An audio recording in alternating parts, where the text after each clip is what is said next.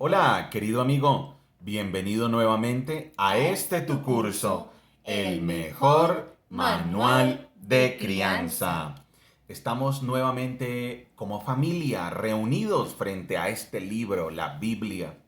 La Biblia es el mejor manual de crianza y es el mejor manual de vida para todas las personas en cualquier etapa de su vida, en todas las etapas de sus vidas.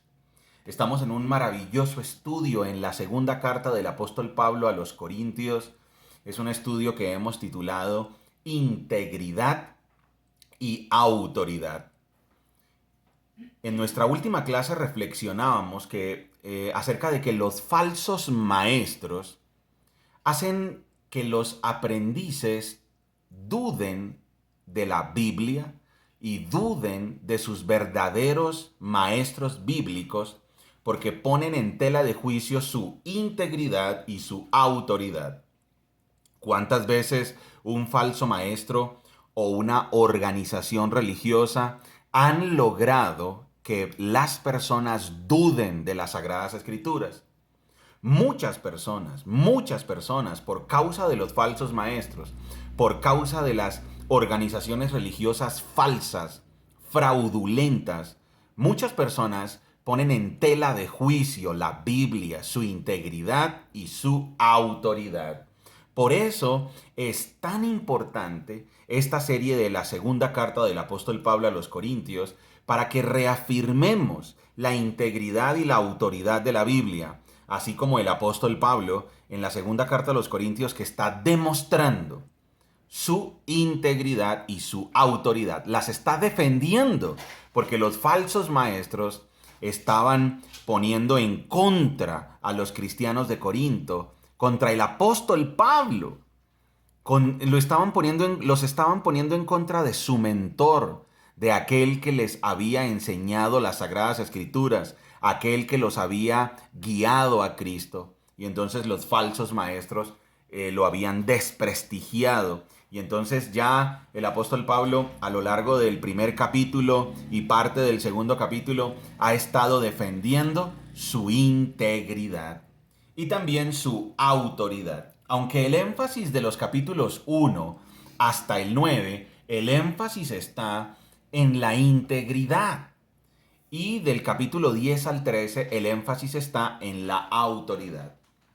Hoy vamos entonces a leer el capítulo 2 desde los versículos 5 hasta el 11. Entonces, querido amigo, por favor, toma tu Biblia y vamos a segunda carta a los Corintios, capítulo 2, desde el versículo 5 hasta el versículo 11. ¿Lo tienes? Muy bien, lo tenemos nosotros acá. Dice así la Biblia. No exagero cuando digo que el hombre que causó todos los problemas los lastimó más a todos ustedes que a mí. La mayoría de ustedes se le opusieron y eso ya fue suficiente castigo. No obstante, ahora es tiempo de perdonarlo y consolarlo. De otro modo podría ser vencido por el desaliento. Así que ahora les ruego que reafirmen su amor por él. Les escribí como lo hice para probarlos y ver si cumplirían mis instrucciones al pie de la letra. Si ustedes perdonan a este hombre, yo también lo perdono.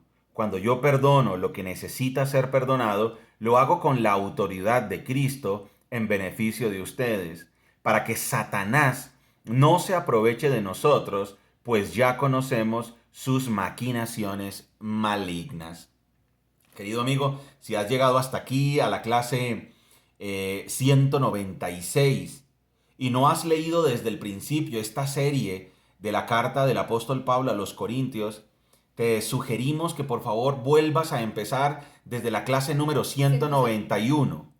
190. 71. La 171 es la primera carta a los Corintios. Sí. Y la segunda carta a los Corintios desde la 191. Y sí, como dice Margie, tiene toda la razón.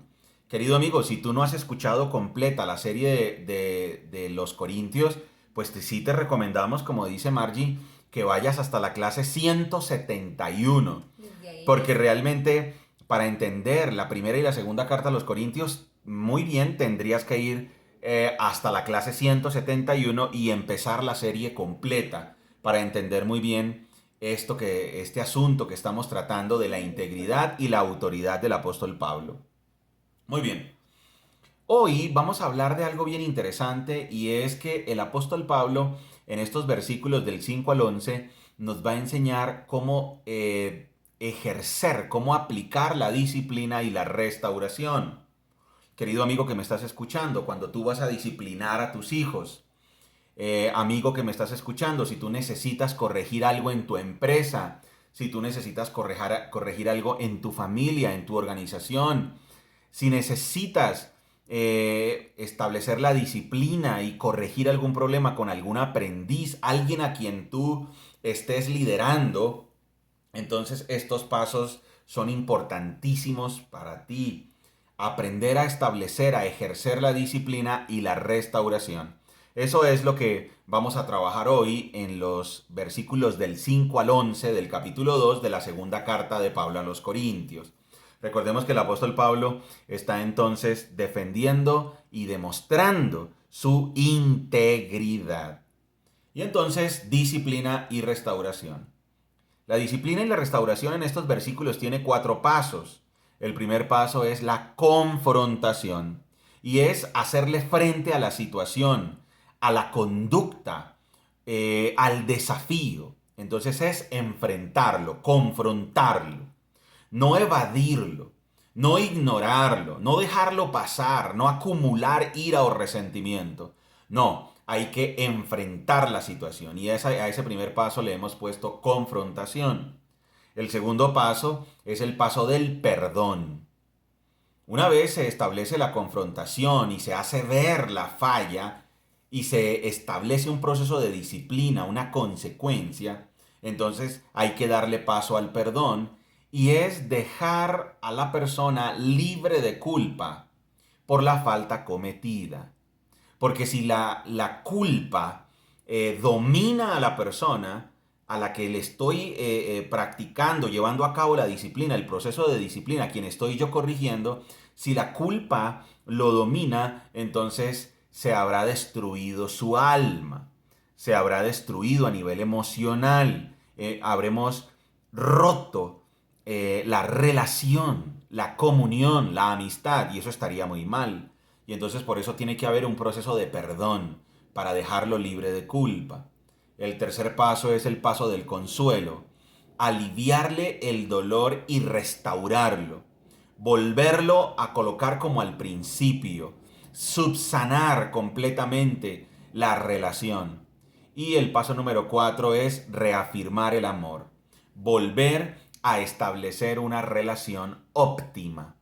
Y entonces esos 4 pasos son los pasos que el apóstol Pablo desarrolló y llevó a cabo con una persona a la que tuvo que disciplinar en la iglesia de Corinto. Vamos a leer nuevamente el pasaje para encontrar estas verdades eternas. Recordemos que la Biblia tiene unidad, coherencia y lógica. Dice el versículo 5, no exagero cuando digo que el hombre que causó todos los problemas los lastimó más a todos ustedes que a mí. Y aquí el apóstol Pablo está diciendo, ok, un hombre en la iglesia de Corinto cayó en pecado. Y ese pecado que él cometió los lastimó realmente a todos, afectó a toda la congregación, afectó a toda la iglesia. Ya claramente el apóstol Pablo lo dijo en la primera carta a los Corintios, que en la iglesia todos somos como un cuerpo. Somos como el cuerpo que cada parte del cuerpo desempeña una función. El ojo no le puede decir a las manos, manos, no las necesito. Los pies no le pueden decir a la boca o a la nariz, no, no las necesito. Realmente todas las partes tienen una función específica y esa analogía la utilizó el apóstol Pablo para demostrar que en la iglesia todos somos importantes. En el cuerpo de Cristo, los seguidores de Jesucristo, todos somos importantes y no hay alguien que sea más importante que otro. No hay una jerarquía, no hay superioridades. Y entonces por eso el apóstol Pablo dice, ok, si hay un hermano en la iglesia que pecó, realmente los lastimó a todos, porque cuando una parte del cuerpo sufre, todas sienten el mismo dolor. Eso es como cuando a ustedes y a mí se nos ha herido por cualquier razón el dedo chiquitito de la mano, el dedo, el chiquitín, el meñique. O sea, es un dedo que realmente, pues cuando está sanito, pues a veces uno hasta lo pasa por alto. Pero cuando está enfermo, herido, lastimado, y uno medio lo roza, realmente todas las actividades cotidianas se convierten en un reto porque duele muchísimo. Y eso es lo que está diciendo el apóstol Pablo. No exagero cuando digo que el hombre que causó todos los problemas los lastimó más a todos ustedes que a mí. La mayoría de ustedes se le opusieron, dice el versículo 6. La mayoría de ustedes se le opusieron y eso ya fue suficiente castigo. Aquí el apóstol Pablo, ya como lo vimos en la primera carta a los Corintios, el apóstol Pablo dice, un proceso de disciplina es, se le confronta y se le establece una consecuencia. En el caso del hombre allá de la primera carta a los Corintios, en el capítulo 5, ¿cuál fue la consecuencia por su pecado? Era expulsarlo de la congregación. ¿Pero para qué? ¿Para que nunca regresara? No, todo lo contrario. Para que regresara. Entonces se le estableció un proceso de disciplina. Y por eso el apóstol Pablo dice, eso ya fue suficiente castigo. Entonces ese primer paso de la confrontación siempre va acompañado de una consecuencia. Amigos, eso es como el padre que solamente le habla a su hijo pero nunca lo disciplina, nunca le establece una consecuencia. Los niños solo con palabras no aprenden, tienen que tener una consecuencia. Y eso es lo que está diciendo el apóstol Pablo. Después en el versículo 7 dice, no obstante, ahora es tiempo de perdonarlo y consolarlo. Y aquí vienen los pasos 2 y 3. Ok, listo, ya hubo un proceso de disciplina. Ahora, no hay que tomar a ese hermano como si fuera un enemigo. Eso es lo que ha sucedido en muchas organizaciones religiosas. Alguien cae en pecado y entonces esa persona se ha sentido totalmente rechazada como si ya fueran todos los otros miembros de la iglesia como si ya fueran sus enemigos. Y ahí se falla porque realmente, aunque sí hay que establecer la disciplina, él no puede sentir que los otros miembros de la iglesia son sus enemigos. El apóstol Pablo dice, vuelvo a leer los versículos 5, 6 y 7 para que tengamos estos puntos muy claros. Dice, no exagero cuando digo que el hombre que causó todos los problemas los lastimó más a todos ustedes que a mí. La mayoría de ustedes se le opusieron y eso ya fue suficiente castigo. Ok, ahí ya está. Está confrontado, está la consecuencia. Perfecto. Perfecto. No obstante, ahora es tiempo de perdonarlo. Ojo, querido amigo que me estás escuchando. Si tú ejerces un proceso de disciplina o de corrección con una persona y esa persona no se siente perdonada y esa persona no se siente consolada, esa persona se va a desmoralizar y no va a querer cooperar, porque el gran motivador siempre debe ser el amor. El amor debe ser el motivador. Porque nosotros para eso fuimos consolados, para eso fuimos perdonados, para consolar y perdonar. Claramente lo dijo nuestro Señor Jesucristo allá en Mateo capítulo 6, en la oración modelo. Y perdónanos nuestras deudas, así como nosotros hemos perdonado a nuestros deudores.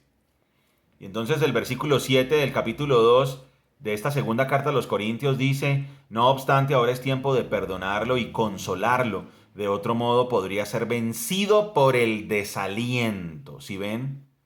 Se puede vencer por el desaliento. Se desmoraliza, se desmotiva. La culpa, el remordimiento lo pueden destruir y eso estaría muy mal, porque realmente Jesucristo vino a salvar lo que se había perdido. Versículo 8. Así que ahora les ruego que reafirmen su amor por Él. ¿Sí ven que el paso 4 es qué? Reafirmar el amor. Amigos, nuestros hijos se sienten amados por nosotros. Cuando llevamos a cabo un proceso de disciplina, el propósito es perdonarlos, consolarlos y reafirmar el amor y corregir esa falta para la gloria de Dios. Porque si nuestros hijos no se están sintiendo así, entonces estamos haciendo un terrible trabajo. Hay personas que tratan muy mal a otras personas y eso está muy, muy mal. Es equivocadísimo. La Biblia eso no lo enseña. La Biblia no enseña que los seguidores de Jesucristo estemos respondiendo con violencia. La Biblia no lo enseña. La Biblia enseña estos pasos: confrontación, perdón, consuelo y reafirmar el amor. Vamos ahora con el versículo 9. Les escribí como lo hice para probarlos y ver si cumplirían mis instrucciones al pie de la letra. Si ustedes perdonan a este hombre, yo también lo perdono. Cuando yo perdono lo que necesita ser perdonado, lo hago con la autoridad de Cristo en beneficio de ustedes. Si bien el apóstol Pablo aquí está reafirmando su autoridad. Y entonces él está diciendo, a ver, yo que soy la autoridad, yo que soy el apóstol, yo que soy su mentor, les digo que si ustedes lo perdonan, yo también perdono lo que haya que perdonar. Les doy el ejemplo. Si hay algo que perdonar, yo lo perdono. Yo lo perdono. Y ahora vamos con el versículo 11. Voy a volver a leer desde el 9. Les escribí como lo hice para probarlos y ver si cumplirían mis instrucciones al pie de la letra. Si ustedes perdonan a este hombre, yo también lo perdono. Cuando yo perdono lo que necesita ser perdonado, lo hago con la autoridad de Cristo en beneficio de ustedes. Si ven, el apóstol Pablo está diciendo, el apóstol Pablo está diciendo, yo tengo autoridad y mi autoridad podría ser utilizada como se utiliza en el mundo para ser un líder déspota. Pero él está diciendo, la autoridad que yo tengo la estoy utilizando a favor de ustedes. Miren, vuelvo a leer la última parte del versículo 10. Lo hago con la autoridad de Cristo en beneficio de ustedes. Si ven que el apóstol Pablo, cuando está hablando de la disciplina y de su autoridad, la disciplina y la autoridad se están enfocando en el beneficio de sus aprendices. Versículo 11. Para que Satanás no se aproveche de nosotros, pues ya conocemos sus maquinaciones malignas. Y ahí viene algo bien interesante. Cuando no ejercemos bien la disciplina, cuando la disciplina no se lleva a cabo para el beneficio del aprendiz, cuando la disciplina no se está enfocando en el beneficio de los hijos, en el beneficio de los que yo estoy liderando, cuando es una disciplina déspota, cuando no tiene los ingredientes de perdón, de consuelo y de reafirmar el amor, entonces la persona, ¿qué sucede con esa persona? Se desmoraliza, se desalienta. ¿Cómo así se desalienta?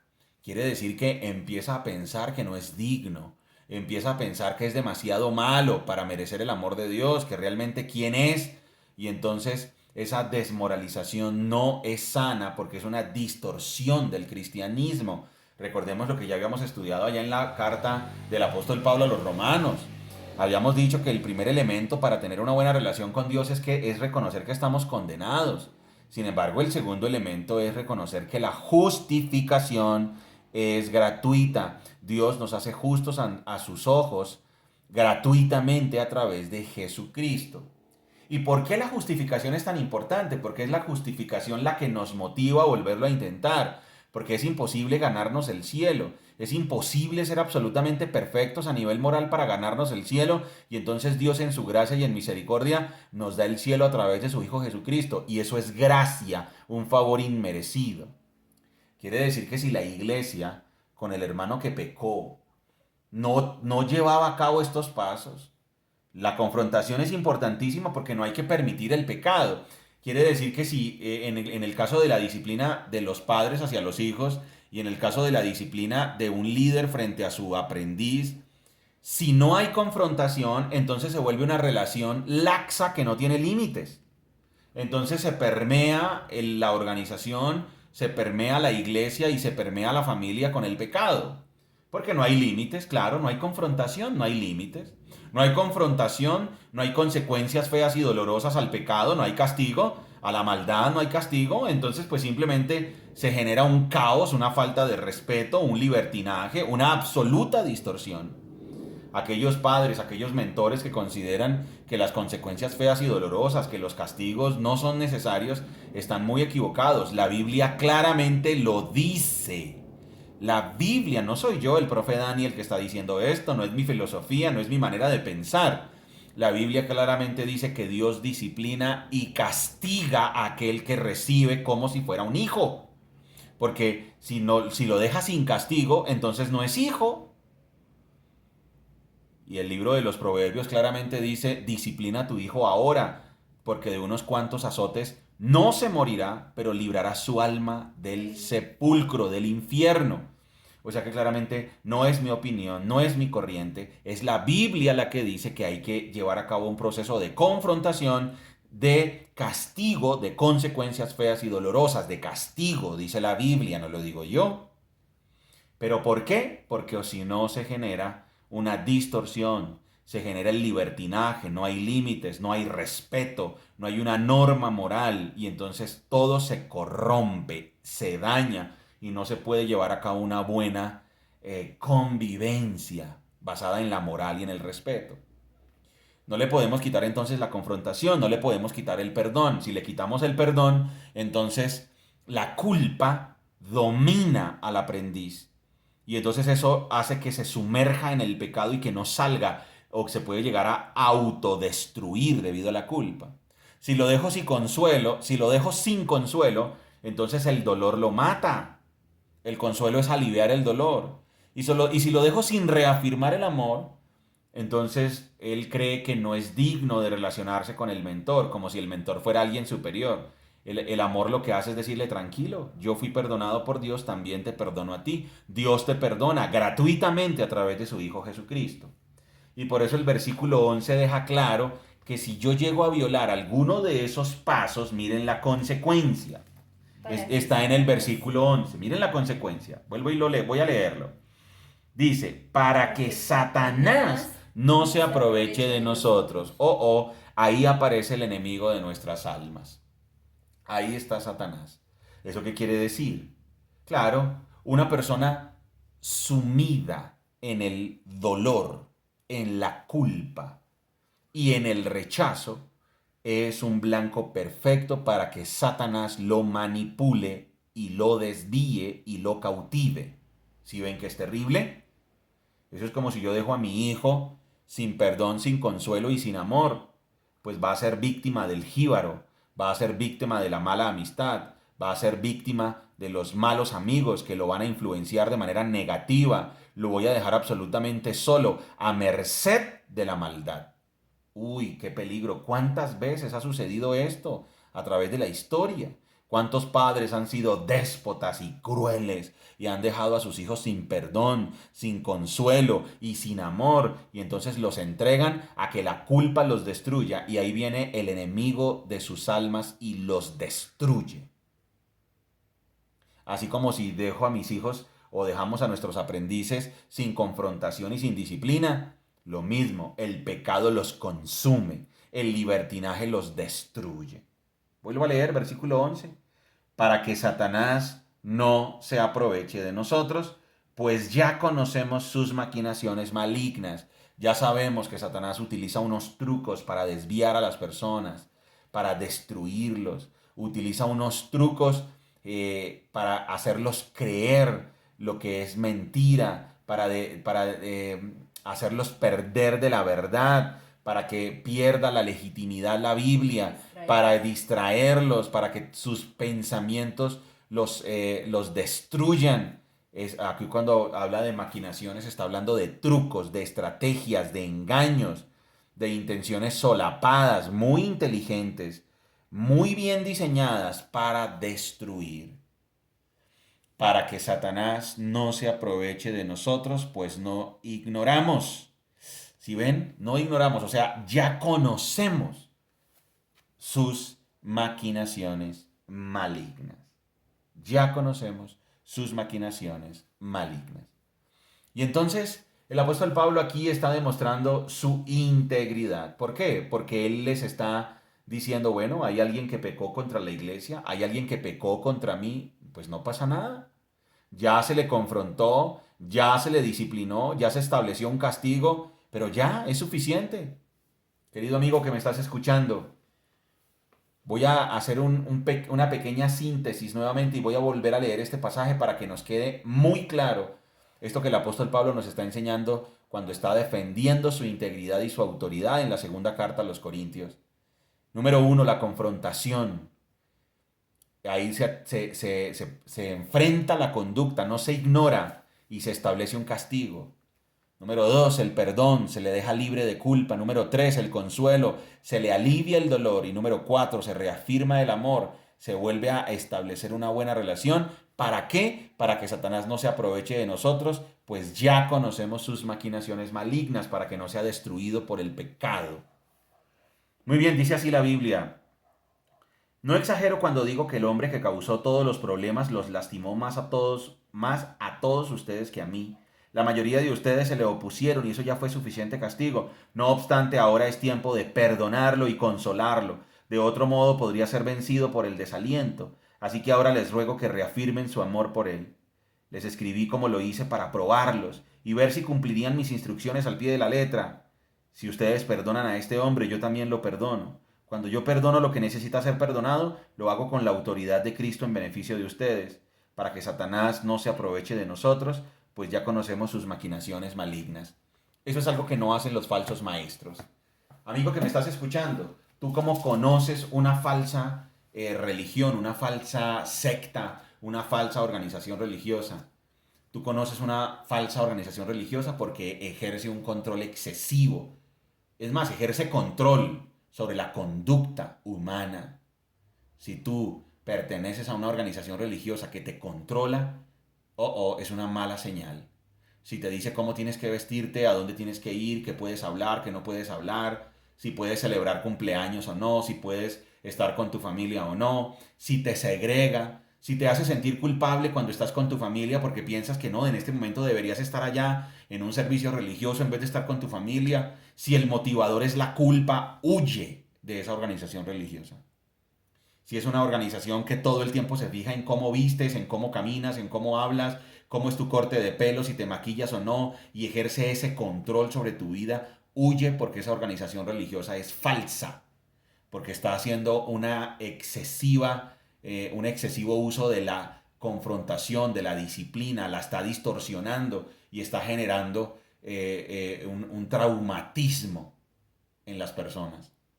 Lo mismo, si tú perteneces a una organización religiosa donde se van para el otro lado, permiten el pecado, no pasa nada, el pastor peca, o el líder peca, o el gurú peca, o el predicador peca, o el maestro peca, y no pasa nada.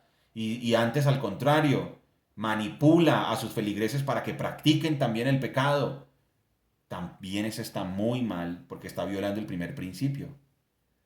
Si perteneces a una organización religiosa que no perdona a sus feligreses, que no los consuela, que no reafirma el amor, sino que todo el tiempo utiliza la culpa y el control, entonces tienes que huir.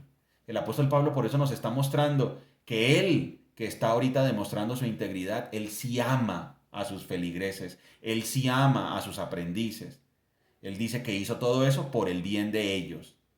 Y recuerden que esta carta el apóstol Pablo está defendiéndose de los falsos maestros. Y esto lo debemos tener en cuenta. Los falsos maestros no cumplen estos pasos. Las falsas organizaciones religiosas no cumplen estos pasos. Y tú, mi querido amigo que me estás escuchando, si eres padre de familia y no cumples estos pasos, es momento de corregirte. Confrontación, perdón, consuelo y reafirmar el amor para que Satanás no se aproveche de nosotros. Muy bien, amigo, recuerda que somos Margie y Daniel, familias saludables, familias que se enfocan en lo importante. Hasta pronto, ¡Chao! amigos.